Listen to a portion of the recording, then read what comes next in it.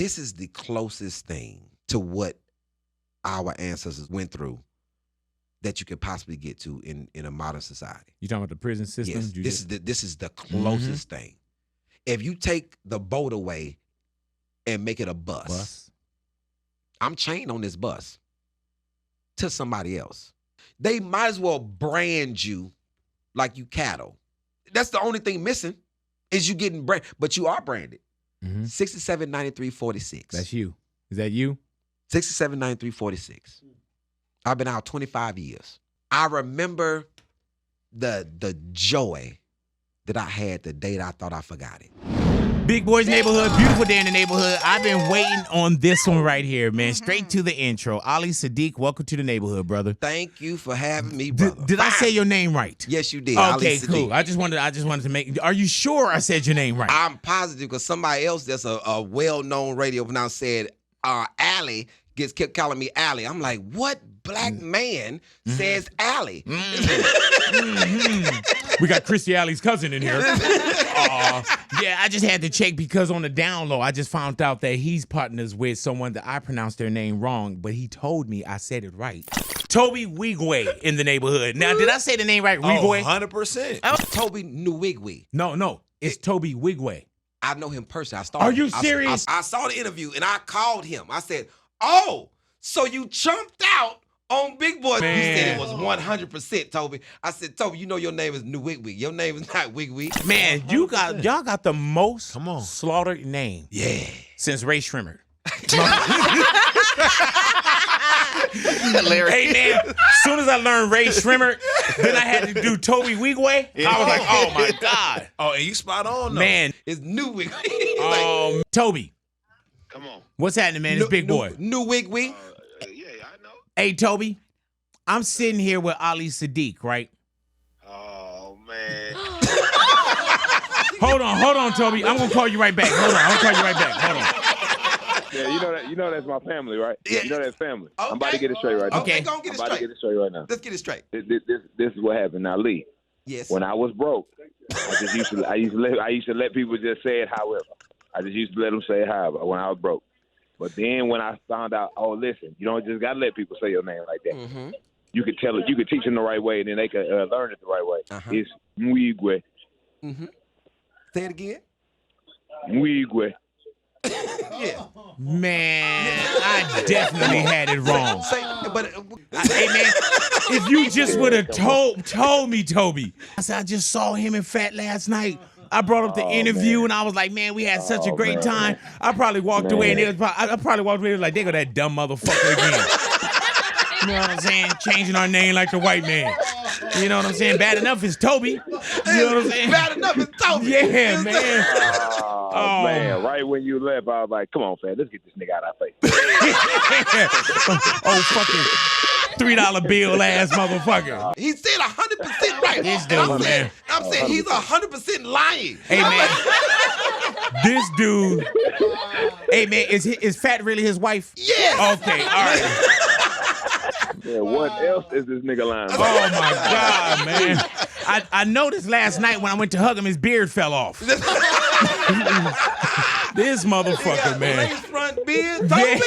And you know what's the trip? I can never watch that shit the same. No. I can never watch that. And I'm gonna tell you too, man. The Toby Wingway, the playlist that I have, I'm about to delete that shit. Yeah, man. Yeah. Toby Nwigwe. No, but welcome to the neighborhood, my brother. Oh man, thank you. Hey man, let me tell you, I've been watching, listening, and following for a minute with you. You know what I'm saying? And it's crazy because there's a lot of work that people put in that a lot of people don't recognize. And sometimes you will see certain things now. It's like, okay, well, you can see something pop up on Instagram. You can see, the social media game. But we don't see how long it took for you to get to where we could say, oh, a minute and we on you. You know what I'm saying? How did comedy start for you? 25 years ago at Just Joking Comedy Cafe, Houston, Texas. But I like to say that it started a little bit before that. Mm-hmm. I don't like to say I started in prison because there's no comedy club there. Right, you know. I know. Come on down. I just noticed that I was what I was on the back of the bus growing up. I was, what I call jovial. I was jovial and sarcastic at the same time. Yes, sir. So that's what in prison. That's what made me a very likable person, because I just tuned in. Hey man, they know when I get up. Hey man, here come the jokes. That's like, good. Soon as the little one, you found your area, huh? Yeah, they just called me the little one. They were like, hey man, listen. Soon as that little one get up, he stay on the second floor. As soon as he get up, it's going down. From the time I wake up, I open that door. What's up, people? Yeah. I'm here. Yeah. Hey man, were you household funny? You know how sometimes, like you say, the back of the bus. Had you always been kind of like funny, sarcastic? You know what I'm saying? I've always been a little sarcastic, funny. Yeah, but it wasn't. I didn't really get like publicly funny. Right. I was privately amongst my friends funny. Publicly funny is different. Right. So you a homie funny. Yeah, I'm homie funny. Yeah. Like, hey, and all the friends, hey man, this boy right here, wow. Yeah. But if you don't know me, you kind of like, you don't get it. You like, man, he ain't that funny.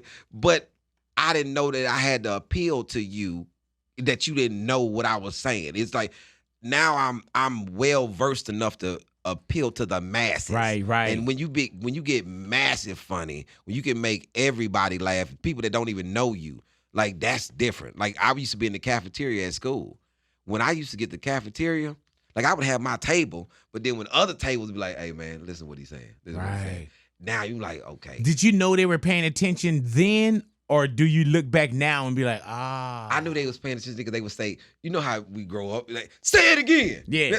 As soon as somebody say it again. But you didn't know that there was a comedian in you? Right. I had no idea. And then also, man, just knowing a little bit of the backstory, bro, there's times when you got to have some this and that. You know what I'm saying? You could be, that's that funny guy, but you also got to be this dude that gotta eat. Yeah. You know what I'm saying? This dude that got to be real. This dude that got to be, surviving.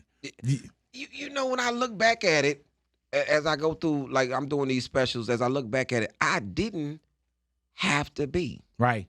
But that's the rearview mirror, too. That's the rearview mirror. Yeah, man. And so now in the specials, my point is to try to give the rearview mirror in the front. Gotcha. So people don't have to go and look back and like, man, I did this, I did that. Man, I wish I was brave enough at that time to not need approval from people that wasn't doing anything. Man. I'm being judged by people that don't have anything either. You know your mother is taking care of you as well. It's not like you live on your own, sir. Yeah. Like I didn't it's buy crazy these who shoes. we try to impress or what the influence was. Yeah, that's the weird thing. But I think that also too comes, fam, with wisdom, with age, and it sounds so cliche, but when you look back, you're like, oh man, the one thing is the tuition we pay into the school of experience, that it didn't cost us a lifetime. Oh man, you know what I'm saying? I wish I was Travis.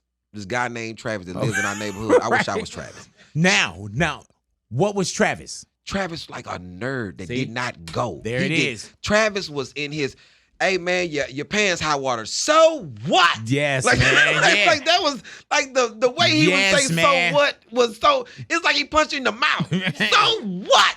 You like, okay, Travis. Don't nobody say nothing else to Travis. And then you fast forward, you're like, that's where that Urkel, they stole Urkel from. They stole Urkel. But yeah, man, it's crazy what you would think was the cool people are the king of the school, and you know what I'm saying? And then I look up now and I'm like, damn, he dead. He in jail. You know what I'm saying? Like, That's the worst. Yeah, man. Like when you go back and you look at all the people who you thought were cool. Yeah. And you're like, wow. Yeah. And now Travis defending people. One of the your attorney here? Yeah, I'm here. Yeah. And they said that he did a crime with, so what, Your Honor? Yeah. Travis is defending the bully now. Yeah. You used to pick on Travis. He did it, Your Honor. Yeah. Hell yeah. He's under mental strain. But I feel he did it. Got him back. Hey, man, and what's crazy, the bully in our neighborhood is in a wheelchair. Damn. And needs all type of assistance. See? Because somebody gave him a bully bullet. Yeah.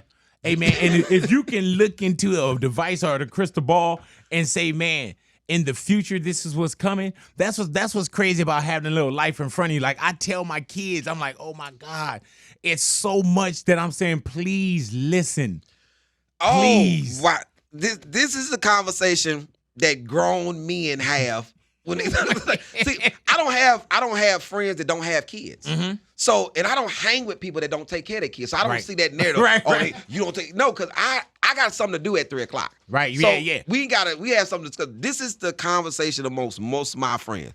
Hey man, let me tell you something. I need you to come get your nephew if I kill everybody in this house. Right. Oh, you gonna kill everybody in the house? Right. Because man, the amount of not listening. Like I talked to my son. This I said to my son the other day. How old is your son? 12. Speak with? Okay, 12. This is the new son. Right. Because I got an old one and a new one. So this but this the new one. This the new one. Man, out the box. I had to tell a new one. I said, man, let me tell you something. This straight business. If you would have did this to me and you wasn't my son, man, I would hunt you down and beat you down in the street savagely. If you disrespected me like this, if you was not my son. Now I know you're 12. Right, yeah. I was about to say, yeah. I was about to say, but it is 12, though, right? Even the neighbor 12. I know you're 12. But I had to have this hard conversation because these are the conversations that I wish my father was present to have with me. Yeah, man. And it would have did something different for me because my oldest daughter, she's had these conversations. My oldest daughter tell my younger kids, hey, let me tell you something. He love you and you think that you know him until you disrespect him. You will not, he say you think this loving man. This man kicked in another person's door to come grab me out of it. Like this man ran in another. I had to this lady named Casey. I had to apologize to Casey for breaking her table because my daughter did something. Her mother called me. And her mother knew what it was. She say, I'm finna call the devil. Right. You don't listen to me? I'm calling You don't listen to me? Don't even worry about it. And the way I came through that door, because they had the door locked. No, ain't no locking this door. I come through, and I come through that door, and they trying to block my daughter from me. I stepped on this lady's glass table and broke her table, grabbed my daughter, drug her out, threw her in my truck like I kidnapped her. Yeah, man. Hell yeah. I drove off. I'm talking with all the smoke, dirt coming up. No seatbelt, nothing. Because we need to have a conversation. Right now. now. And I'm doing by 85, looking her right in her face. And I'm just driving. And she looking like, hey, are you not looking at the road? No. She like, I could have just died at the house. Let me tell you something. Let me tell you how life go. My daughter's like, no. This is not the person who drives me to school every day. Yeah, because you don't want to treat me like I didn't want my daughter to have this thing that I didn't have because I'm a parent. I'm there all the time. I want you to be able to come to me. The day my daughter got to middle school, she was in the 7th grade. I'll never forget it. She was acting like because she was hanging with a group of people that did not have a father. Right. She was pretending like she didn't have a father. Say it. And I'm outside picking her up from school. Right. And I remember the lady walked past me with a group of girls like I was her uncle. Like she's like, hey, and just kept walking. I'm like, I ain't gonna say nothing. I ain't gonna say a word. She came back, got in the truck, and I'm driving. I'm like, uncle? Uncle, who's your uncle? Do I look like Darius? She say, Daddy, I need to talk to you. I know. I want to explain. I want to explain what? That you have a father, but you would prefer to be accepted by a group of people that don't have a father, so you're going to pretend like I don't exist? Damn. Wow, shorty. I thought I was raising you with way more confidence than that. I said you don't lower yourself to somebody else's standard because you have a father. And I'm responsible for you. I said, what you going to do when I come? They see me at the school all the time. I said, man, you kind of hurt my feelings with this one. Yeah, hell yeah. And sometimes as a parent, people don't tell their children when they hurt their feelings. They just act like, oh, it's all good. No, you hurt you have definitely offended me with this one.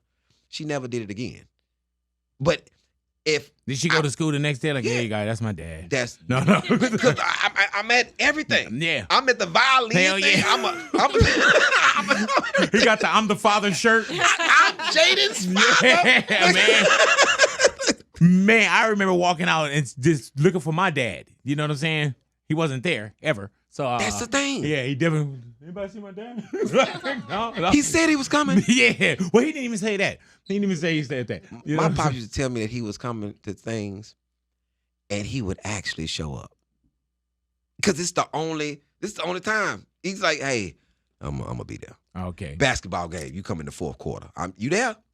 But he had showed. I'm talking about, but he been there, but he been outside talking to teachers, getting his Mac on before he came in the gym. I'm like, hey man, was your dad really like the player like that though? yeah. Yeah. My dad was beautiful. Really though. Oh man. I'm not as dark as I want to be, because my dad was jet black. Mm-hmm.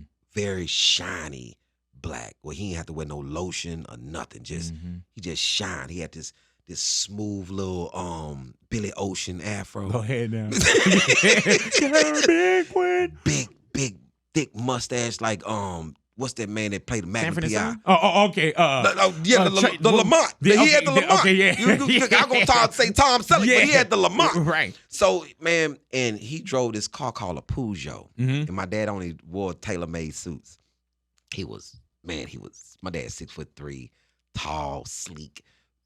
Man, he was beautiful. Man, I wanted to look like him so bad. I was like, man, this is a beautiful dude, man. And he was always fly. And he had so many ladies, man. I would say, was it Domino Effect 2 where you was talking about, which one was it when you said he had the women and you didn't know how to like. 42. Yeah. 42 in 1 year. Yeah, he said he had 42 women in 1 year. I met all 42 of them. And how you were saying, like, I don't know, like, paraphrase, I don't know the protocol. I answer the door. One of them asking for him. I tell him, like, yeah, he's here. They go upstairs. You hear the argument. And he come down like, man. What, man? Because he blamed me. Yeah. Like, I don't, Denise, this one lady, and I knew she was going to be a problem because she looked just like my mama. Oh, okay. You know what I'm saying? Them little short brown ones, them little short cinnamon brown ones give him problems. You know what I'm saying? Because he can handle everybody else. But them little short cinnamon brown ones, he had a difficult with them. So she looked just like my mama. Mm-hmm. And I'm like, yeah, this is going to be a problem for him. And he used to come downstairs and he would be so mad at, hey, you don't let that lady in my house. That's the last thing I heard. Then he come downstairs, hey, she gonna swing by, let her know I'm upstairs. Okay, wait, the same one that you don't let in? Oh, okay. One. It's a week later. Right, now right. She can Don't come let in. that woman in my house. I can't keep up, man. I'm watching Fraggle Rock. Right. This man, the doorbell rings. I don't know what one we on. Which one? Can she come in? Can she not come in? I just let the lady in the house. She go upstairs. It's some commotion. Mm-hmm. She come downstairs. Another lady come downstairs with her. My daddy come downstairs with just a towel on. Yes, All he sir. got on the towel ain't gonna come right to me. Hey man, what type of shit you want? Yeah. like man. what? I'm watching Fraggle Rock. Right. I'm 7. No. I can't keep up with all your situations. Oh man, when he came back in that house, he said, "Man, we done lost 2 good ones today." Yeah. And my man said, "Oh, it's gonna happen to you." Oh yeah, you gonna be in this situation. Yeah, it's gonna happen to you. My dad was a very smooth cat, and I could see how my mom and him were together, and even my dad was so smooth, even in his being down, because I never knew that my dad had used drugs before until I got older, and I'm in the street. And I run up on these young boys, and they like, yo, what's up, G? Man, we just got out on these 2 dudes. I said, got out on what you get from 'em? They done robbed these 2 dope fiends that they talk about. They took the watch, took their ring, and I'm looking at the stuff. Oh no, bro. And I said, man, give me get that. Man, you gonna take our stuff? You took it from somebody. Put it in the bag. Put it in a brown paper bag. This is when they still had them at the convenience stores. I roll the bag up. I go on the block, Wood Fair. I see my daddy, him and his partner. I throw the bag at him. I say, hey, man, look at your stuff. He said, man, what, man? Oh, man, yeah, them young boys got me, man. I say, so you around here smoking dope? He told me, now. I'm over here with this boy. He got us robbed. So I buy it. Oh, I man. buy it. So I'm thinking, okay, he with his partner. You know what I'm saying? and they get robbed, cool. I happen to tell my mama. This happened to tell mama. I say, Mama, my daddy got robbed by some boys. Somebody, he was probably over there smoking dope. I said, my daddy don't smoke no dope. Oh, man. He's talking about, that's what he told you? I said, Mama, he was over there with his friend and they got robbed. My mama looking at me like, first of all, boy, I know that you in the streets. Yeah. So you know better than Yeah, this. man. My mama looking Like, at me your like, radar should have been better, too, but it's my family mama too. looking at me like, so you just want to believe some nonsense. I said, Mama, my daddy has been smoking dope. She said, I have put your father in rehab twice since we've been separated. Wow. They've been separated since I was 3. So I am 17, and she didn't put him in rehab twice. A man that she's not even with no more. That's how smooth my daddy was. She's still my mama still gonna look out for him. I go back to my dad. I say, man, you lied to me. You over here smoking dope. He's the man, who told you that? Your mama always running her mouth. Right. Man, you know she always telling the truth. It's ridiculous. And it shook me a little bit.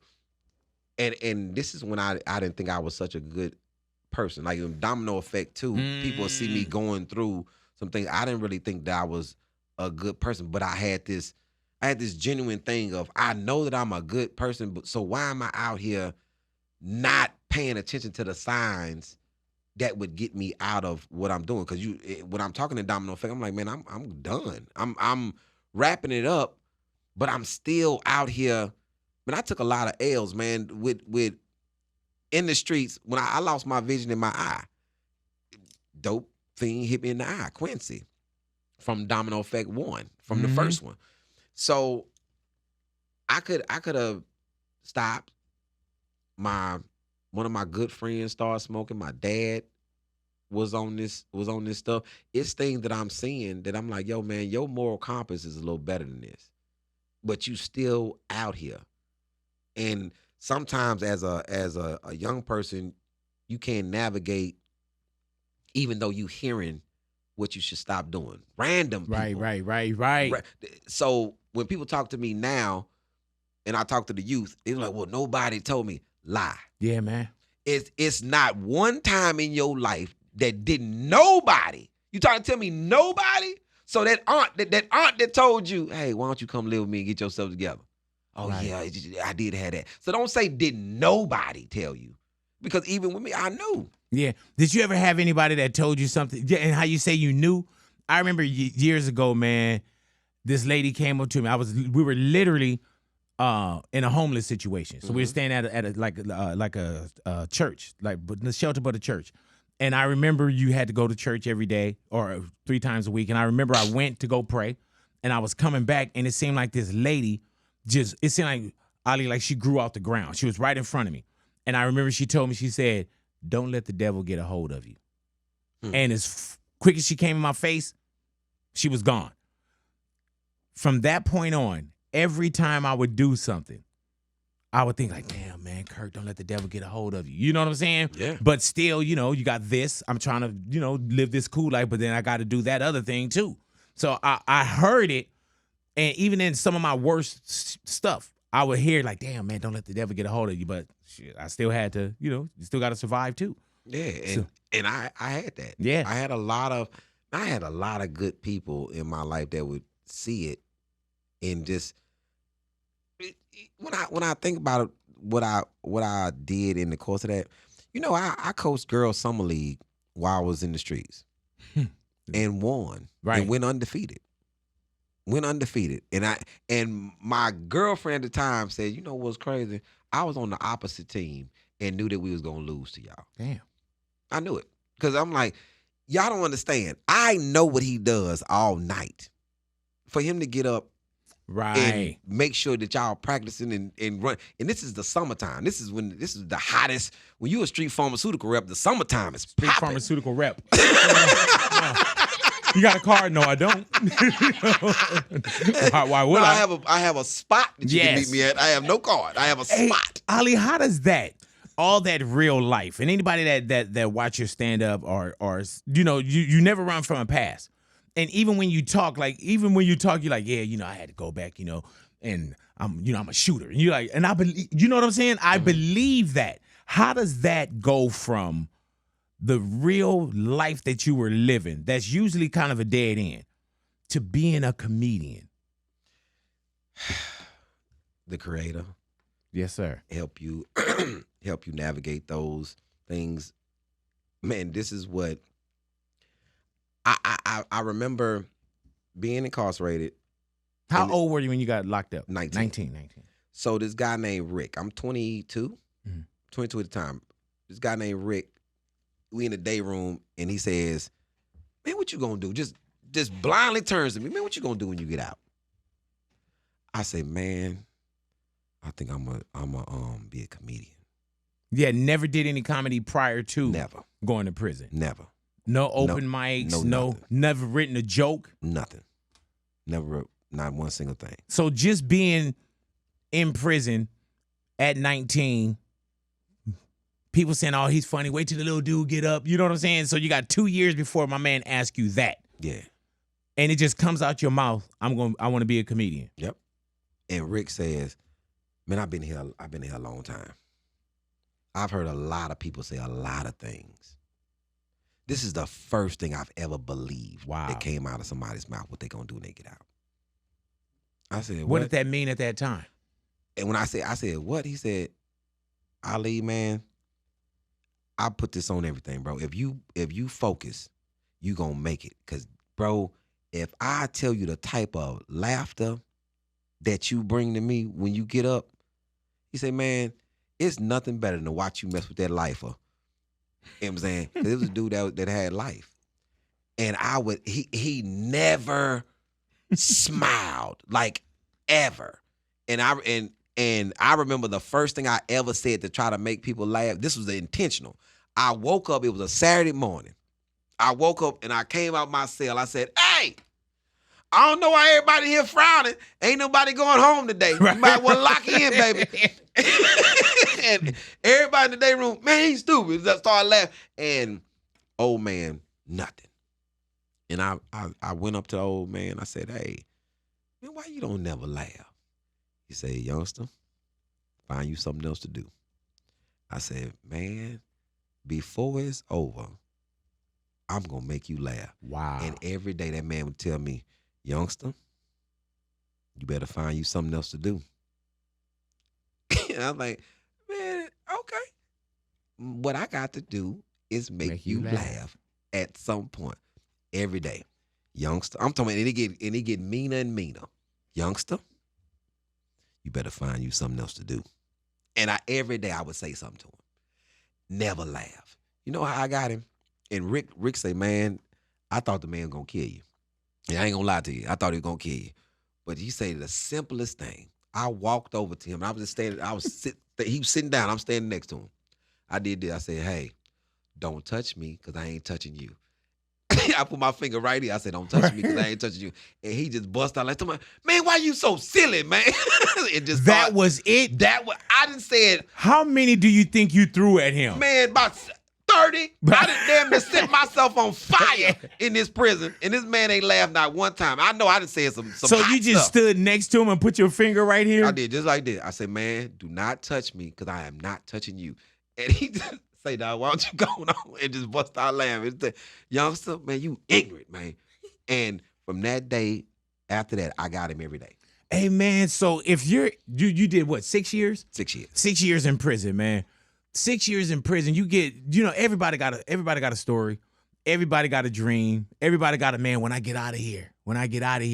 Did you know that when you got out of there that you were going to do this? Like when you hear about it your first 2 years in and you say, man, I'm going to do comedy. Did you hold on to that for the remaining 6 years of your sentence? The remaining 4. Remaining 4 years. Yes. You held on to that. And every day I would think of something. Because I didn't have I remembered my listening to Richard Pryor. I remember watching Carol Burnett. I remember, liking Rodney Dangerfield and Don Rickles. And I remember doing that, but I didn't have any guidance. I didn't know how to formulate a joke. I didn't know stage presence. Right. I didn't know observation. It's a lot of skills that you learn by being on stage that I did not possess as starting. I had presence because after I locked in, oh, you gotta understand, after I locked in, the next 4 years, I am on it. Like, my mission is to make people that don't have nothing to laugh about laugh. Wow. So the world was gonna be easy. I was the SSI. It's a janitor, being a janitor on closed custody. They didn't have a TV, so I used to come over there. I had to clean up, and they locked up for 23 hours a day. So I'm cleaning the run, and this is how you. People tell me, I mean, it's the worst job. They flood the run. They throw doo on you. They do all this. This is when I learned they do that to people who don't treat them well. Mm-hmm. Right. In any condition, you should treat a person right so you won't make them a savage. And so in this condition, they had the worst run until I got over there. So I actually started cleaning the run. I actually made sure that they clothes were white, clean clothes, even though they wasn't going anywhere. I still want you to have clean, fresh clothes. I want your food to be hot. I'm not gonna leave your food in the vestibule area and not bring the food in and start serving. I want you to read the paper. I want you to know what's going on. And this is my job. This is, if somebody asks me how my career really started, I'm gonna say on Ellis 2 in closed custody, because this is where I was the most focused, because I had 3 rows of people who did not have any type of entertainment besides me. Mm-hmm. And so I didn't have anything outside of the sarcasm of me. So I would watch Martin. Like, if you saw me watch Martin in the day room, you would think that I was like, this is me. Because I'm studying. I am locking in every sentence, every word. Because I gotta do all the parts. They don't have no TV. Right. So I'm going over to the closed custody block, and I am doing the episode of Martin. Right. Damn, Gina. I'm saying, go King B. Yeah. I'm doing the whole thing. Martin goes off. The season goes off. I don't have anything to perform. Mm-hmm. So I started doing commentary about what was going on other parts of the prison. Wow. That they couldn't see. Let me tell y'all what happened down the way. You know what I'm saying? And I start going through, and I'm holding a broom, and I'm backed up away from the room where everybody can see me. And then I'm doing commentary on them. You know what I'm saying? And this is where I would go to work early. I mean, let me out so I go get my run start. And so now the guards are watching something. Hey man, this boy funny. And these are people who life sentences that when a man asked me what type of shoes I had on one time, I had on some Jordans. He said, man, who that?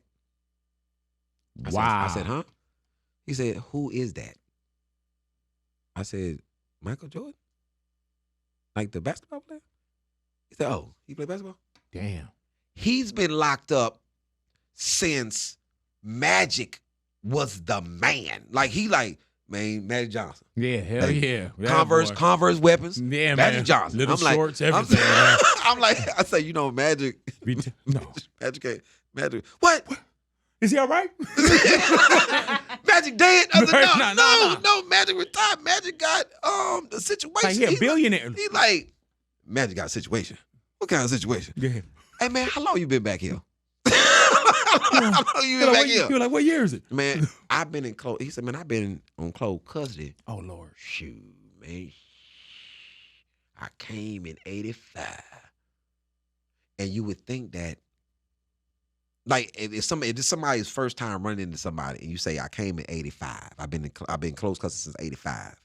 You ain't no way. And then in my mind, it's definitely a way.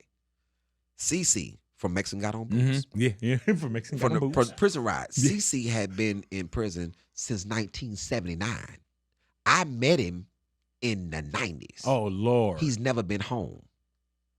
He came with 4 years on a burglary. Came with 4 years on a burglary. And caught the rest of that? And caught 2 bodies in prison protecting himself. Damn. Killed somebody protecting himself, and then got mad that they gave him a life sentence for protecting himself and killed 2 more people.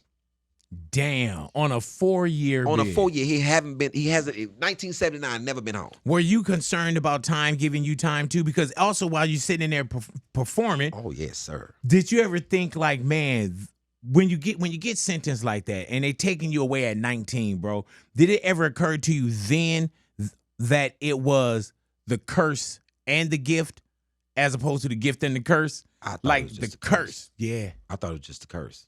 And it's times that I was in there that it was no. I remember in 94. I remember in 94, 95, where I was just like, you know something, whatever. Mm-hmm. Because I was on a unit that was like that. Right. I was on Bill Clemens, and Bill Clemens was a problem. It's like, this is when you know a unit is a problem, when you get there and they tell you, hey, man, get you a knife. Right. Like, get you a knife. Like, don't worry about the guards catching you with it. Get you a knife, because this is one of these units. Like, this is. I don't think people understand. Like, when I get ready to do these next 2 specials, Domino Effect 3 and 4. 3 and 4 is gonna take a deep dive into those 6 years, because if I'm doing the specials in sequence. Like, you writing that now? Yeah, I'm writing that now. So you got Domino Effect 1 starts at 10, go 10 to 15. Then 2 starts at 16 to 19. So 3 is now I'm locked up, and then I'm about to go through the first 3 years of that, and then 4 I'm going through the last 3 years of it, because I had a 15-year sentence. Damn. I did 6 on a 15. When you did 1, did you know that Domino Effect 1 was Domino Effect 1? Not at all. Right. Okay. The people, the reason I'm doing these these specials now, because the people are demanding them. Right. Like, people watch 1 and say, man, I gotta know what else happened. What happened? Yeah. So people watch 2, and then I get locked up. Like, hey, man, I need to know what happened after this. And that's the that's the dopeness of this lane that people. I'm such in a unique space that I'm not doing material.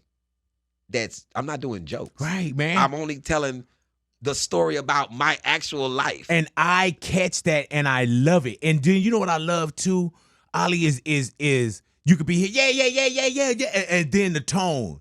And then it was, and I just see you sit down. And I'm here with you, then I'm coming, I come down with you. And I'm like, where's the joke at right here? It was something from Domino. I was like, man, where's the joke at? And then you spun out of it. You know what I'm saying? But what I love also, bro, is had you always had a chair on, like you will. Last 10 years. Yeah. Last 10 years. Bro, even with Domino Effect, and it's like Domino Effect 2, there's no intro. There's no ladies and gentlemen coming to the stage. It just come on and he's sitting in the chair. like, come on in. Like, come on in. This is a beautiful space. And black and white. Black and white. Dope. Yeah, man. I've gotten some of the greatest compliments about the black and white. Yeah, man. Somebody hit me, Michael Collier said, oh, you're not finna do this Wizard of Oz nonsense to me. You got me up at 3 a.m. applauding like you're standing here in front of me. He said, man, I'm captivated from the time it comes on. And I'm like, yo, this is in black and white. This is the original Wizard of Oz. Yeah. And he's sitting there, and then when it goes to color. See, that's what I was going to say. He's like, ah. Yeah, man. Hey, bro, and it's crazy because when I first sat down to watch it, I was like, does it switch? But right now, when you said Wizard of Oz, everybody probably picked up. You know what I'm saying? Yeah. Because I'm sitting there and watching it, and it's such a tone. And when I looked at it, you'll see certain things and say, oh, well, you know, they did an hour. They did, you know, the comedy special is an hour, but they shot like an hour and a half. What I loved about yours, bro, and I don't know how much time you did, but you gave us an hour and a half of material. Yes, and life material. No fluff. Yeah, man. No explosions in the beginning. No singing. No nothing. Just straight at it. Man. I want to be. You know what I love too, man? When somebody sneezes, you say, bless you. Yeah. Yeah. So that person is solidified. Like, girl, that's me. That's me. You know? Yeah. So anyway, bless you. It's so it's the it's the thing that I want an audience to really be locked in with me in these stories. Mm-hmm. So, because if you miss something, it's detrimental to the story. Like, hey man, what happened? I was like, what you missed? And I love to hear people whisper to other people, no, what you know, you missed this. Hey, bro. and even with the math, like, you know, I got 15,000 in a shoebox.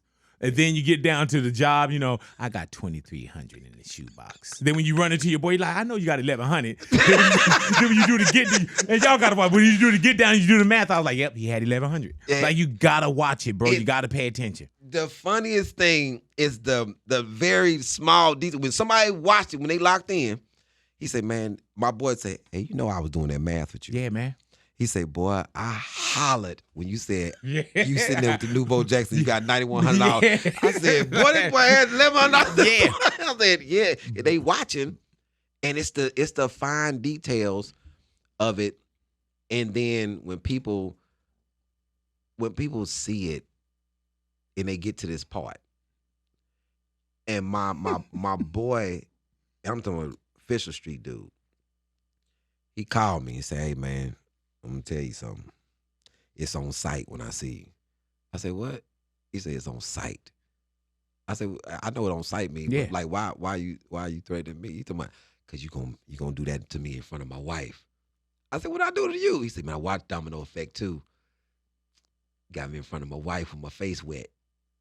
I wasn't ready. You could have warned me. Oh, really though? He said, man, that part about your sister. He said, my wife whole face is wet, and I done turned away trying to keep my composure. Mm-hmm. He said, man, I was weak, bro. And he said, I started going back counting the losses that you were talking about in the special. So this is one of your people that know. That's one of my people. And he said, man, I was around you at that time. I know how that affected you.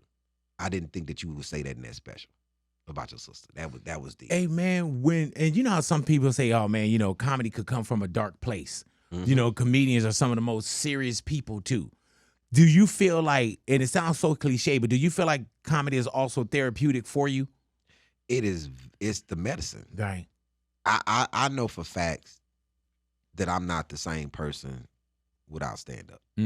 Like I'm not the same individual. If I couldn't do this, I have a healthy addiction to this. Right. That's good. Like this is like when people tell me I'm getting bored and stand up, because you're not actually doing it.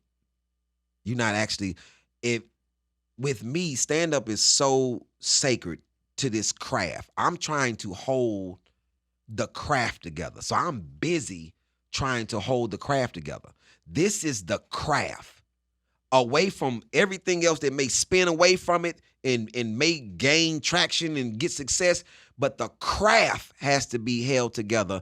And I'm a true stand-up. I'm not a person that's doing stand-up to try to be an actor. I'm not a stand-up that's trying to do anything else besides stand. I mean, when you go get a movie, when you go get a sitcom, is that going to solidify me as a great comic? Because that's a different muscle. People get solidified as great comics for something else other than stand-up. Right. Got you. And I'm trying to hold the craft together for what it was built for. This medicine, I deem a lot of people quacks and not doctors. When you are a laugh therapist, this is the craft of what you do versus anything else, buffoons and slapsticks and all the rest of that. The thing that I learned from stand-up was how to be a father in stand-up because of the patience. You know what I'm saying? And being meticulous in this thing and being able to complete a thought and being able to structure something and grow something from. I can grow a story from a sentence. That's different than, man, I'm talking about from this story prison riot starts with me writing down the prison riot. Mexican got on boots. And from there? 8 years ago, I did that story 8 years ago. And it's one of the staples. I don't know. It's we 13 million. Right, yeah. 13 million. It's like people that don't even know me know that story. And I don't have no problem sometimes being, I mean, you Mexican got on boots? Yeah. I was like, hey, you can't say it in front of Mexicans right. that don't know. Yeah, what it is, man. Yeah, he's just in the airport and Mexican got on boots. You see every brother start running. They must been on the yard too. Man, when you in Puerto Vallarta and somebody holler out, Mexican got on boots, you're like, hey, there's a lot of Mexicans here. They don't know what you're saying. Yeah, I do. And then when Mexican people, I live in Texas. Yes, sir. Old Mexico. Yes, sir. You know what I'm saying? So I'm like, so when hey man, Holmes, man, Mexican got on boots, man. And I'm like, yeah, what's up, man? Hey man, that's the right story. Yeah. Yeah, Chewy, remember when you was in that Chewy? Like, and you know what's crazy? As soon as you say Mexicans got on boots, people kind of, if they know, they know. Like, oh, okay, yeah, they know. And when something be a tagline in a home, yeah. This lady told me, we say that in our house. Yeah. Hey, man, my homeboy Eric Blake, comedian Eric Blake. Do yes, you know I know Eric Blake very well. Eric refers to you as Mexican on boots. Yeah. You know what I'm saying? That's my guy. So I did a special in prison. Yeah. Okay. See, so I haven't had a chance to peep that completely out. I wanted to ask you about it too, though. Yeah, Bigger Than These Bars, and that was a labor of love. That was. What did that feel like? Oh man, that was incredible to go back to a place that you spent time in, and to go back and show the people that you spent time. Did with. you go back to your prison or no, a prison? So prison. You know what a particular smell, what processing, what everything looked like. Big boy, let me tell you. It was like riding a bike, and I hated it. Right. I went back in them walls, and within 30 minutes, I'm acclimated back into. Right. And what's crazy, we was in a Texas jail. So when we were scouting. Did it feel too familiar? Yeah, it was too familiar. Yeah. So we scouting. We scouting prisons to do this special in. Why was it important to do a special in prison? To show them guys, this ain't it. Right. Because a lot of people that in prison start living like this is it. And when you don't see a future past this, I was one of the guys who when I said I was going to be a comedian, Rick was so surprising about that to Rick. He had only heard other people talking about how they was going to do crime better. Right. Well, yeah. You what I'm going to do when I get home. Yeah, I'm going to do this. Me and my boys going to. And so with me, when I looked at this craft and I looked at what I needed to do, and I was like, you know something? It's very important that I make a way back here to show people that this is not it. Because a lot of people living in there like this is it. Yeah.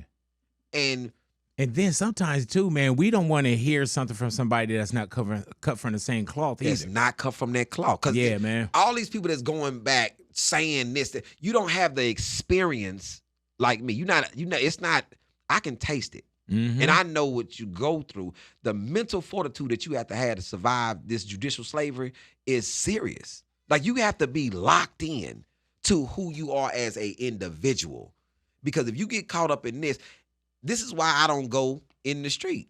Because I've already been in a place where this is the easiest place to get sidetracked.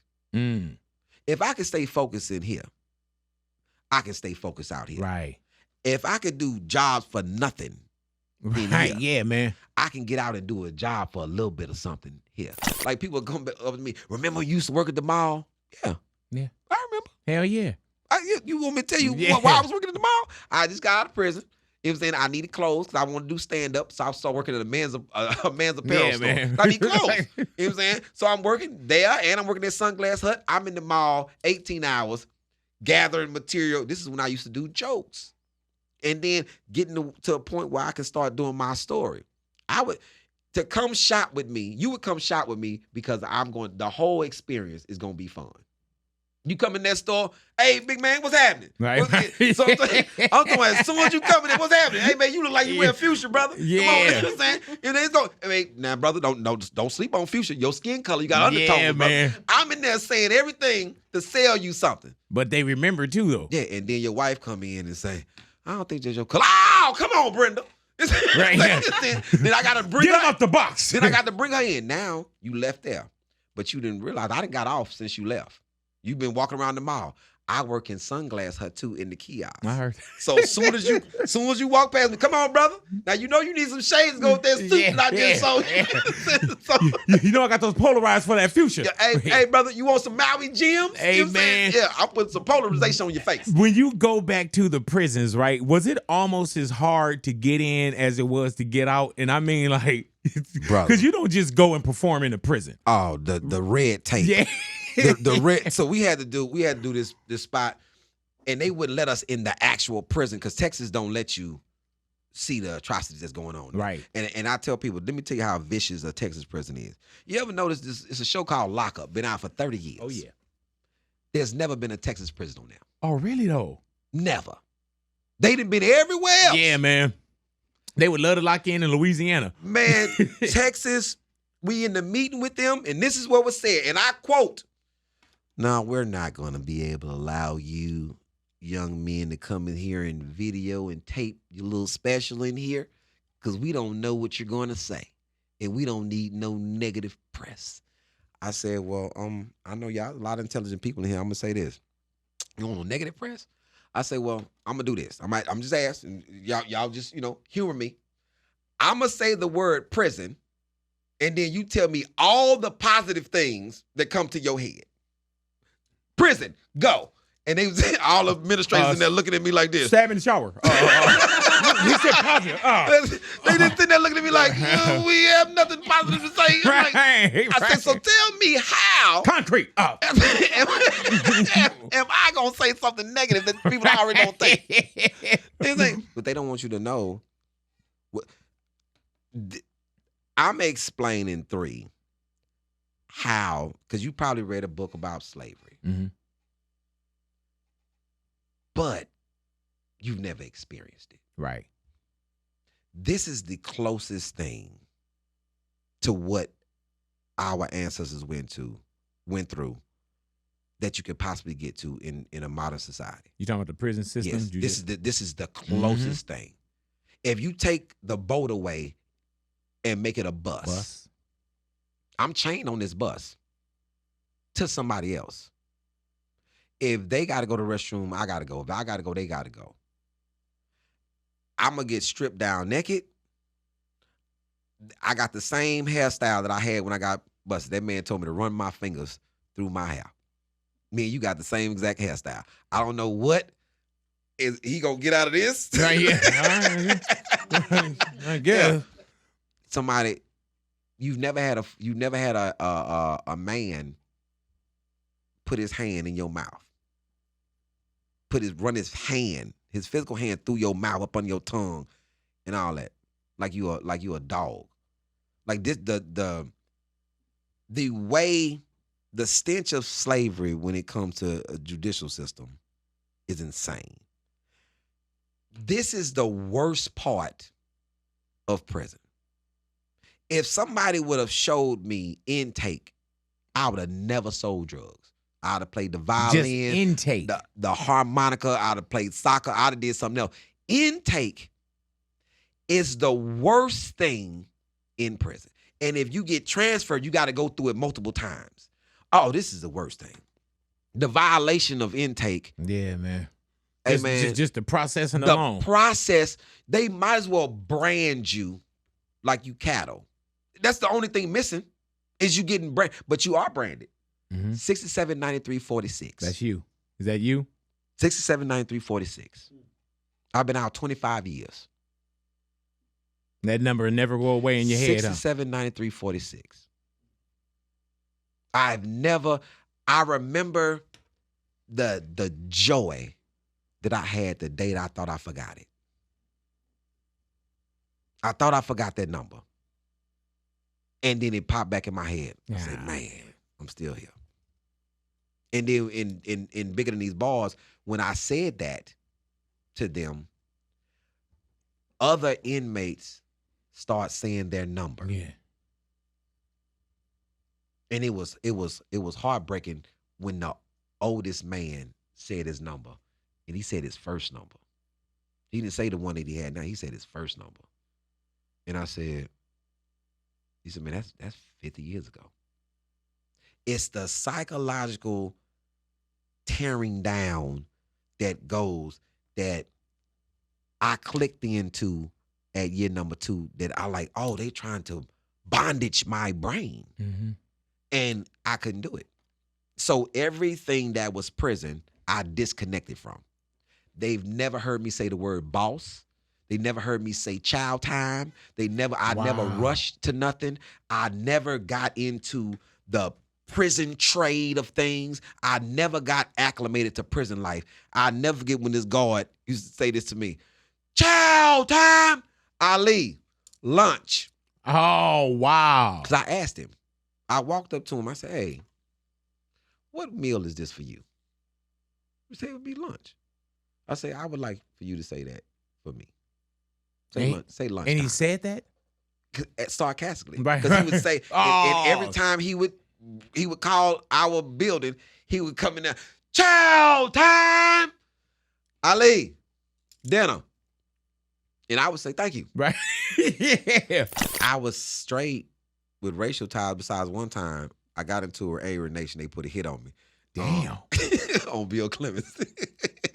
They was unsuccessful. Right. I can see you here. So, well, that didn't work. But even the dude who did that, when I worked in fire and safety, he got a case. And all the cases would come to my office. Even if you're an officer, you get hurt on the job. Every case comes to fire and safety. So I'll just be looking through the thing. Kevin. Come. After shift, pass your paper. Hey, man, what's this? Oh, that's your masturbation case that you got on the female officer that's gonna get you 60 days in the hole. Man, stop being naked with doing countdown. Gotcha. Man, I sure appreciate you, brother. Yeah. Hey, man, would you hand them the real file or a copy? The real file. So it disappeared? Yes, it disappeared. I was like, hey, man. There you go. You know what I'm saying? So when it jump out, I know what everybody got going on. I'm like, so you naked on the floor? Boy, you wild, man. Before you even hand it to him, before you look at it a couple like, really, man? Hey, bro. Damn. So you just gonna have on Vaseline?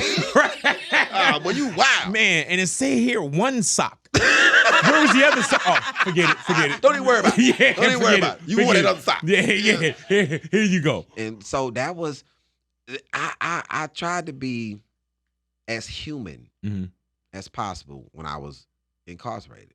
So now as a person that's out, I go back through these experiences as lessons for people. If you want to talk to if you want somebody to talk to your sons that's getting out of control, let me say something to them. Right.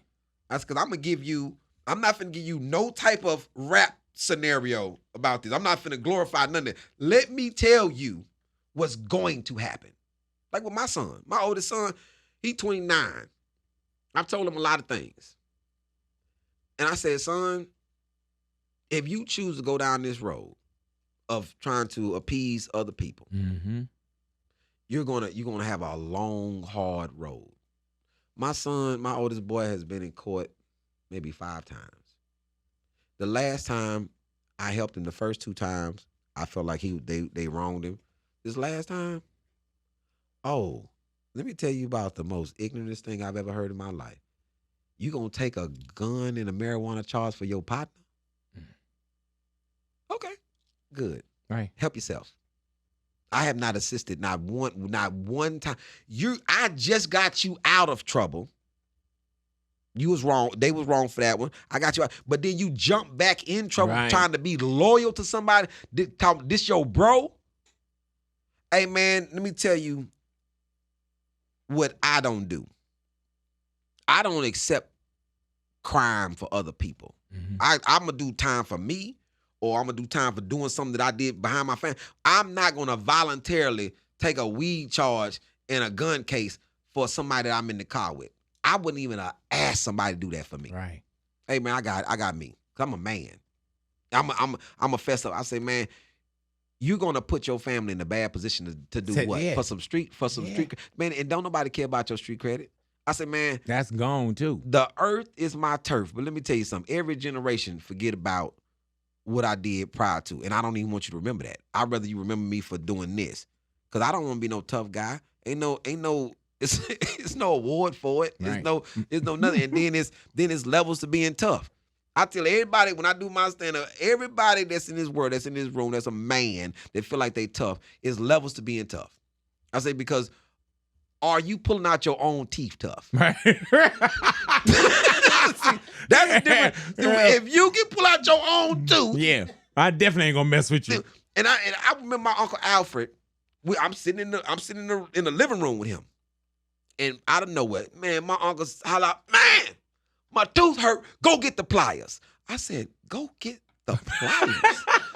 I'm 9. I'm like, nah, it's a lot of steps before go get the pliers. Yeah, man. Warm salt water, orange gel. You can't gargle with them. A dentist. Dentist. You can throw a dentist in there. Oral surgeon. He not pulling out a front tooth. He on the back. Or one of the little ones at the bottom. He going back here. The one that you eat steak with. That's connected to your liver and your spleen. The one they got to really, really numb you up for. They supposed to put you they supposed to put you to sleep. Yeah, they call that a procedure. And you got to take time off. You know what I'm saying? My Uncle you don't Mac, watch that during Sanford and Son. You know what I'm saying? My Uncle Mac came and gave him some needle nose pliers. And my Uncle Mac said, you ain't going to do nothing with them. And my Uncle Alfred sat there in the living room. He didn't leave the living room. Right. And pulled out his back tooth. I could hear it cracking, and he in there talking he's speaking in all type of tongue. And pulled that tooth out his mouth and drank some Kentucky whiskey. He gargled with some Kentucky whiskey, swallowed it, and then he packed it with BC powder and passed out. I said, yeah, that's what you're supposed to do. Yeah. Pass out. Hell yeah. Hey, man, if you were ready to scrap with somebody and they pulled their tooth out, you'd be like, man, I don't even want a fair one, bro. No, I don't even want to fight. Man. Like, you good. Yeah, I'm talking about, man, and I remember, I'm like, yeah, this is a different type of family that I live in. And it's a different type of tough. Yeah. If you can pull out your own, man, Ronnie Lott was tough. Mm-hmm. I remember watching Ronnie Lott, and he hurt his finger, and they cut it off and put it on ice while he was still playing football. Hell no. Look up. I thought you was gonna say they snapped it back into place. No, Ronnie Lott lost his finger. They took it off and they put it in ice and they sewed it back on later. Like did you remember Rondo when Rondo was playing for Boston and he broke his whole shoulder and he was still out there playing with one arm? Yeah, see, I ain't got that kind of love for anything. Right? I was like, man. And I remember I got into an altercation. I broke my hand. And he knows this is how addicted I am to stand-up. I've been on stage, broken hand, 104 fever, high ankle sprain, COVID, the flu, face bleeding, can't see out of one eye, and all you do is every time, get me to the stage, I'm good. Yeah. Hey man, that's how I get down here. So soon as I turn on the mic, I'm good. You know what I'm saying? Like this. Back hurt.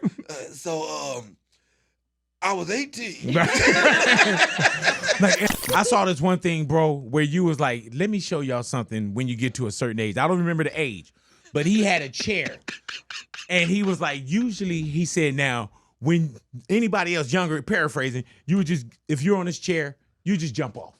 Yeah. He said, but when you're a certain age, he said, what you do is when you're on the chair, he said, you'll hold the chair, put one foot down, you know what I'm saying? Secure yourself, put the other foot down, bring yourself up. You know what I'm saying? Like, I don't jump off nothing. That's the difference between being over 40 and under 40. Yeah, man. Man, because I'm telling you, when you stand on a chair, when you are under 40, it doesn't look dangerous. Like, oh, he's on the chair. As soon as I start on that chair, like somebody that's over 40, I'm like, boy, don't you hurt yourself. Why are you even going up there? Or even the homies that come behind you good? You good. Do you know how I knew when I was different? When I knew I was older? I got locked out of my house. First of all, I'm too grown to be getting locked out the house, but I left my remote. I didn't have my garage remote, so I couldn't get in the house, but I could get in the house. All I had to do was just jump my fence and go through the back door with my key. Man, because I had the key to the back and not the front. I climbed up, 7-foot gate, climbed up and looked over and then climbed back down. I said, nah, because I already know what's going to happen. I'm going to jump that fence and my leg going to do something weird. And then I was... Hey, man, my son had a soccer game, right? And literally, it was probably a fence, about 5 feet, 6. I got on top, not 6, I'm lying if I say 6. I got on top, and I was like, nah, because then I have to jump down on the other side. And it was probably 4 feet, if that. And I know in this world, I was like, somebody looking at me. Bro, and I was like, man, let me just go through with it. Literally, but it's bad. Like somebody else just kind of hop over. I climb up. I bring one leg over, bring the other leg over. Now I'm sitting on top of the wall like this. And then push off. Sure enough. As soon as I land, on the way out, I walked all the way down to where there was a little split. I went through that split and walked all the way around to the car. Yeah, bro, I know what I'm capable of. I woke up one morning, Ali, with my knee was sprained. I woke up with a sprained knee from sleep. Knee on fire. Yeah. You done hurt yourself in your sleep. Yeah, man, like what was I doing? You was hooping in your sleep. Yeah. Now, who was this Michael Jordan again? You ever, it seemed like you have, you ever saw something you like, I can do that. Yep. And I'm watching my friend. It's a gardening gate. It's just a gate where you got flowers on the other side. And those are usually little. Right. A gardening gate. And, man, I could jump that. I said, man, don't. Man, let's not do that. Let's just chill. Man, I can jump that. I said, but why though? So he runs and jumps that. Though he makes it over the little gate, but it's bushes on the other side. You didn't go far enough. Like you made it over that, but now you just in the bushes. And it's like it's like thorny bushes. Yeah. And he just bleeding. He said, man, I ain't know. It's like you're in a bed of thorns. Like, what is wrong with you? He said, man, I thought I could. I thought I had it. I thought I could clear that, man. You didn't record it, did you? He had no glide at all. It was like up, down. It was like no, you had, man, you was running fast and everything. I jumped off a boat in Turks and Caicos. Wow. As soon as I hit the water, I was like, you fucked up. As soon as I hit the water, as soon as I knew it. And I remember I shouldn't have jumped off. But because my daughter looked up at me and I remember my daughter saying, Daddy, no. And I was like, man, I'm not climbing down from this boat in front of my daughter. In my head, I'm like, I'm jumping off. My son jumped off. His friends jumped off. And then we were doubling back. They had already jumped off earlier and I didn't do it. Now we're coming back and I'm like, man, let me just try it. As soon as I hit that water, what happened? It shot up to my shoulders. It was in my vertebrae, everything, bro. My uterus, even stuff I didn't have, bro. Everything was in pain. And I remember swimming to the boat, and I was like, "That hurt. That hurt bad, bro." I've dove because I used to dive 40. You know the 40-foot platform, like Olympic swimming. Ooh. I used to dive off of that, right? So I'm in with dope in your pocket. No, you did a lot of stuff. No, I'm a young kid, right? Just jumping off stuff, going. It's TC Jester Park. They had this 40-foot platform. You get on, you do a flip, and boom. When you first do it, you just jump because it's 40 feet now. You just jump, and once you feel how high the water is, okay, boom, okay, it's 22 feet pool coming down. Cool, I got it. So I'm in Jamaica, a little cliff. Looks same 40-foot, looks like that. And so I just run, die, because first of all, just don't do what white people do. I just saw a white boy jump off of it, full-fledged hair going back. Bro! fucking awesome. He drunk. I don't know that he got a concussion. Like when he hit the water, he's concussed. Mm-hmm. And I'm concussed too. After I hit the water, because I came out, neck just not. Yeah. Your hands are always supposed to hit the water first. Always. Neck first. I don't even know how my neck, man. his neck to the back of the buttock. Right. This not even a yoga move. Man, I am, and I'm damaged. I'm damaged. And I'm trying to act like I'm not because it's people. Oh, yeah. Yeah, you got to do the face. You got to play it off. My boy like, hey, man, I ain't gonna say nothing. Mm-hmm. But I know you done broke all the tendons in your neck. I said, I ain't gonna say nothing because I can't. I can't even talk. You doing that exorcist twist? Like, no, man. I can't even twist. I gotta turn my whole body. Yeah. Like, hey, what'd you say? Cause I can't even close my jaw good. And that's on vacation. That's on vacation. Yeah, man. And I got 4 more days. Yeah. Hey, man, is that your book there? Yes, Domino Effect. Yeah, I'm an author. Yeah. I wrote a book. I can't believe it. And I have plans on writing 2 more. What is the book about? It's the first special. Right. With some added things in the first special. Because people really like Domino Effect, the first one. I really liked it too. It was just a real labor of love when I did that. Because it was setting up for. Do you feel like you repeated the magic for 2? I do. Yeah. So I really. You don't think 3 gonna be a problem, huh? Because it's yours. Yeah, and that's the thing about ownership. Mm-hmm. The reason people say, man, why you start financing your own specials and putting them out That's yourself? what I was gonna say. When you're talking about how you was in the record business before, like as far as the record pools or knowing how to place records, that's you applied that independent game. Yeah, to your career. I'm from the home of the independent artists. Yeah, Houston, man. Houston, Talk Texas. about it. People and I don't think people realize that we were the first independent everything. Mm-hmm. Like we didn't have no record labels to go to. You gotta do it on your own. And then the links were y'all weren't included in the links either. Just think about Toby. Mm-hmm. Think about Travis Scott and the Ghetto Boys. Yeah, man. Slim Thug, Beat King, Zero. You know what I'm saying? Lil Kiki. All of us are independent artists that get it on our own. So being from Houston makes you independent from the get because it's no deal. Right. It's nobody's coming there. And then with comedy, even though we have a lot of great comics from Texas, you know what I'm saying? Thea Vidal, Bruh Man, Sam Kinison, Bill Hicks, Billy D. Washington, Rushion McDonald. You have all these great comics that's from Houston, but we not seen as a comedy mecca, even though we had one of the first comedy clubs. Steve Harvey Comedy Club, he had one in Dallas, but he also had the Hip Hop Comedy Stop that he was a part of in Houston. That's where him and Rushion got close. Rushion was on everything with him. So when it comes to Houston, we have to make the lane on our own.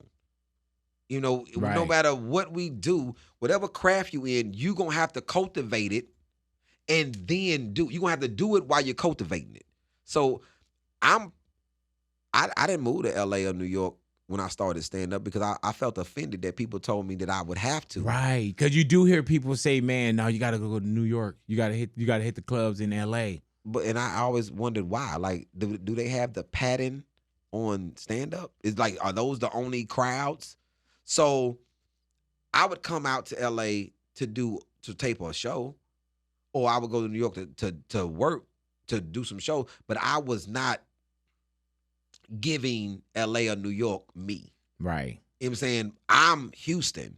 So the people in my city have to be able to see me in order for me to make an impact in the industry from where I'm from. I don't I don't gain something and then move away from the people that made me. You know what I'm saying? My neighborhood is important. This goes back to when I talk about how the hood should look just like the suburbs. Because it's not about the placement. Because being incarcerated is the worst place that you ever want to be. But you know what it was the through line? Every real person, real men, kept their area clean. In a savage place, Gotcha. my cell was remarkable. The floor shine. All my books are in order. Everything. I could have let myself go to just whatever. We could have let the prison just go to whatever. Nobody wants to live in a bad environment. You couldn't be in a cell with a grown man and you stink. Mm-hmm. He gonna make you take a shower. He gonna make you get your hygiene together. Even if you don't have good hygiene, you gonna get it together in prison. Because somebody gonna tell you, you can't stay in here smelling like that. You can't stay in here out of order. The reason why you in here because you was out of order. This is where you start to gain your order at. As a child, man, I'm in there 19. I want my environment to be clean and orderly. So in my neighborhood, I should think my neighborhood should be clean and orderly too. It no matter where I'm at, as the person that I am, I would want it to look right. Right. I don't want to have to ride to a quote unquote suburban area to eat an $18 salad. I can eat an $18 salad in my neighborhood. What's wrong with you putting that same? What's wrong with the Starbucks being over here? What's wrong with the Salada being over here? What's wrong with you making businesses in your neighborhood and keeping your neighborhood up to par? So the how people act, they acclimate themselves to the environment. If you want to see somebody that's so super hood that I can't be changed, put them in the suburbs around people that's not doing that, and watch him acclimate himself. Watch him acclimate himself till all of a sudden he becomes upper crust too. Right. Right. And people, that's not true. So then why you buying an $18 salad then? Prison has given me a more healthy love for you. Hey, gave me a healthier respect for him. Gave me a better understanding of them. Because I understand better. Because I'm in this place and I had time to sit down. It's like with Memphis, when them officers killed that brother. I was offended to no end, not even just because they killed him, not even just who killed him. It was a thing where the man said a cliche. He said, and he grabbed, and I'll never forget in the clip, he grabbed for Mark's gun. I never forget that sentence. He grabbed for Mark's gun. And from that point on, I'm talking about I had a disdain. I said, did you just use a cliche that has never happened in black criminal history? We have never reached for the gun. I can say this honestly because I was in prison for 6 years. I've had privy to hear the greatest arrest stories of all times that you will never be able to hear because you ain't gonna have the time. I've made the mistake of asking somebody, hey man, how you get arrested? Oh, boy, you ready? Get your popcorn ready, baby. Get my popcorn ready. Oh, let me tell you what happened to me. And the story starts off, man, I'm on a building. I'm breaking this building. The cops see me. They come on top of the building. I run and jump off the building to another building. And when as I'm jumping out, I get a cops the finger. Okay. I'm locked in now. Let's finish this. I want to hear the rest of the story. Now I done shimmied down this building. Boy, say he shimmied down the building. I'm just trying to keep up. Go ahead. You jumped off a building, turned around, gave the cops the finger. Right. Shimmied down another building. Webs start coming out his wrist. They got the dogs chasing me. I outrun the dogs. I see this dude on the motorcycle. I hit him, knock him off his motorcycle. I jump on his bike. I'm doing 1,000. Okay, all right. You doing 1,000? Okay. I say, go ahead. Yeah, but I'm a courteous criminal. Okay, courteous criminal. All right. What happened? I see this old lady, right? You know what I'm saying? So I try to dodge her. I lay the bike down. Bike lay down. I roll. All the laws around me. They jump up. They got the pepper spray. I say, what's up with y'all hoes? Right. You know what I'm saying? Breakfast. They pepper sprayed my man. He talking about, what's up with you all? And then now all of a sudden, I'm in the little chain. They put me in the little chains, and then that's how they bring me into prison. Oh, okay. All that happened. Still nobody grabbed no gun. Right. He shimmied down a building and still didn't grab a gun. Right. My cousin, Bobo, you ever seen America's Most Wanted? Mm-hmm. Remember when it come on and it's this light-skinned guy in a cell already, and he runs his head into the camera. Yes. That's my cousin Bobo. That's my blood cousin. That's my real. I know that 1,000,000,000%. That's my real blood cousin. You know what I'm saying? That's my mama's brother's son. You know what I'm saying? That is a Mitchell. You know what I'm saying? And he, my cousin, that's my Uncle Bolton's son, Bobo. Runs his head into that camera. I know that. So when he got arrested, I'm there. When he get arrested, I'm a child. Bobo, the cops out there, Bobo tell that man, he said, hey, I ain't going easy. I'm gonna whoop 4 or 5 of y'all when I get out there. Cause he's talking through the screen door. My grandmother pull up.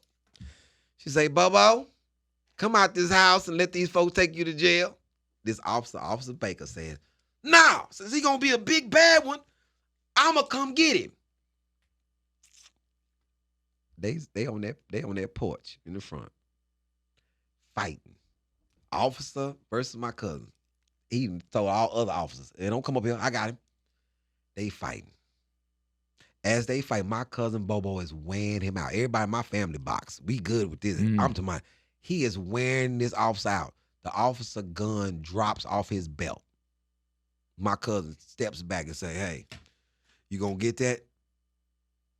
Damn. Didn't grab it? Didn't grab the gun. Whooping his ass, but didn't grab that gun. We don't do that. So for you to cliche that and say that man did that, you're adding to supremacy when you just put that tag on us. That man didn't do nothing. You know he didn't do that. So the savagery of watching them do that to him took me back to prison. Because that could happen to me in prison. And these are the mental things that go on to think that you're in a place where somebody can kill you. And we're not talking about the Hispanics, we're not talking about the whites, we're not talking about other blacks, we're talking about the officers can kill you. Because all 3 shifts, my father worked on first shift, my mama worked on second shift, my brother worked on third shift. I got into it with you on first shift. So for 2 more shifts, my family members at you. My family, my father's a lieutenant here. On first shift, we could kill you and cover this up. This is a mental thing that's constantly going on in your brain. I can be killed by multiple people in here. How do I navigate this? Because they can cover this up. I'm in a small town. They build prisons in small towns and put you in there. Everybody there family. Right. And you're a prisoner there.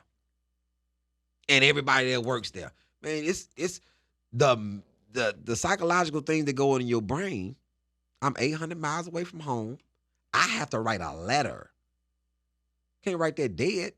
Ain't no phone call. Ain't nobody else in here gonna say, hey, I need to make a phone call.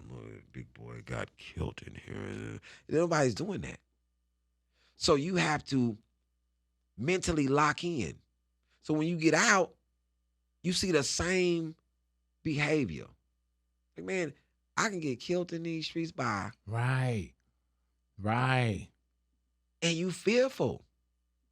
You are very fearful of why are my own against me. And now I don't even have the protection of those who are supposed to be in authority.